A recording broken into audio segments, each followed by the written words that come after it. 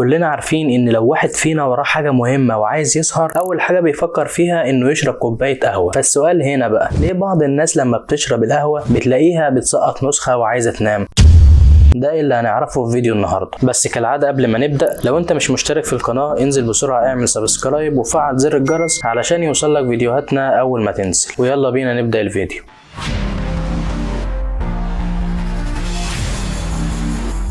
في البداية كده وقبل أي حاجة احنا لازم نعرف هو ازاي أصلا القهوة بتأثر على دماغ الإنسان. في مادة طبيعية موجودة في جسم الإنسان اسمها أدينوسين. المادة دي تعتبر منوم طبيعي، فلو انت لسه صاحي أو في بداية يومك بتكون المادة دي موجودة بنسبة قليلة جدا في جسمنا، وبتبدأ تزيد تدريجيا مع مرور الوقت لحد ما توصل لكمية معينة في نهاية اليوم. فيبدأ بقى حاجة هنا اسمها المستقبلات العصبية بتبدأ ترتبط بمستقبلات الأدينوسين، وأول ما يحصل الارتباط ده بيبدأ نشاط الجهاز العصبي المركزي يقل تماما، ويبدأ الجسم يخش في حالة من الاسترخاء والراحة. امال بقى ايه علاقة القهوة بالكلام ده؟ القهوة عزيزي المشاهد بتحتوي على عنصر مهم جدا وهو الكافيين. الكافيين ده بيتشابه لسبب ما مع التركيب الكيميائي لمادة الأدينوسين، فلما تشرب قهوة او شاي او حتى شوكولاتة فكل دي حاجات فيها كافيين. فالكافيين بقى بيبدأ يرتبط مع مستقبلات الأدينوسين. بعد كده لما يرتبط الأدينوسين بالمستقبلات فالأدينوسين ما بيلاقيش مكان يخش فيه، وده لأن الكافيين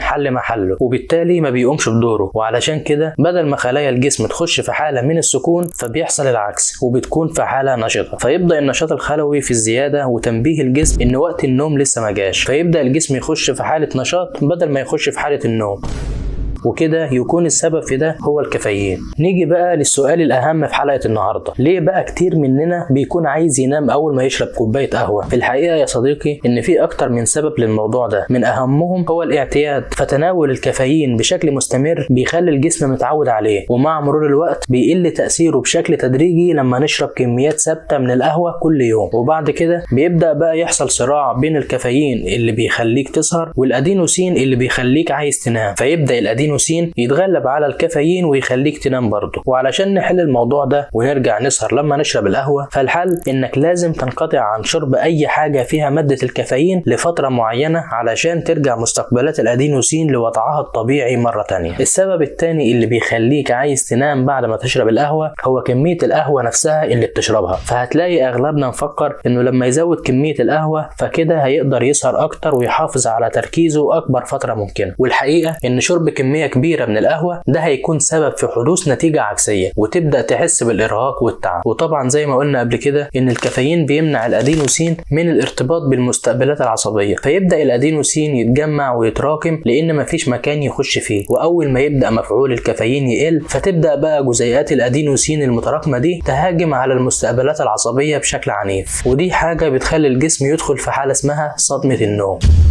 وبعد بقى ما اتكلمنا عن ازاي القهوة تقدر تأثر على جسمك وتخليك تسهر وازاي تكون سبب في تعبك واحساسك بالنوم، تعال بقى نتكلم عن اهم اضرار الكافيين. تراكم الكافيين داخل الدورة الدموية ده بيسبب العديد من المشاكل زي ارتفاع ضربات القلب والشعور بالقلق والصداع وارتعاش الايدين وابطاء عمل الغدد الكظرية المسؤولة عن انتاج الادرينالين في الجسم، وكل ده بيؤدي في النهاية الى الشعور بالتعب والنعاس. طب ايه هي بقى كمية الكافيين اللي مسموح بيها في اليوم؟ الكمية الصحية المسموح بيها هي تقريبا 400 مللي على مدار اليوم، ودي تعتبر جرعة آمنة بشرط ان يكون في فاصل زمني بين كل جرعة، والفاصل ده بيكون كل 6 ساعات لان ده الوقت اللي الجسم بيحتاجه علشان يتخلص من الكافيين.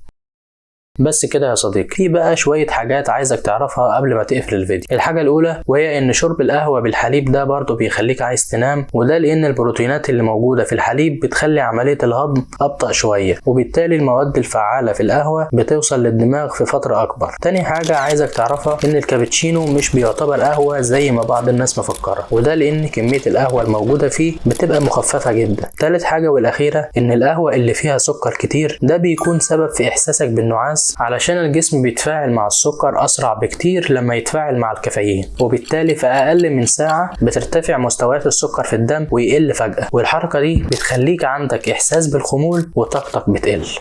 بس كده يا صديقي، وكده يكون انتهى سؤال النهارده. لو الفيديو عجبك ما تبخلش علينا باللايك والاشتراك في القناة وفعل زر الجرس علشان يوصلك فيديوهاتنا أول بأول. وشكرا للمشاهدة عزيزي المستمع، أشوفك في حلقة تانية وسؤال تاني بإذن الله.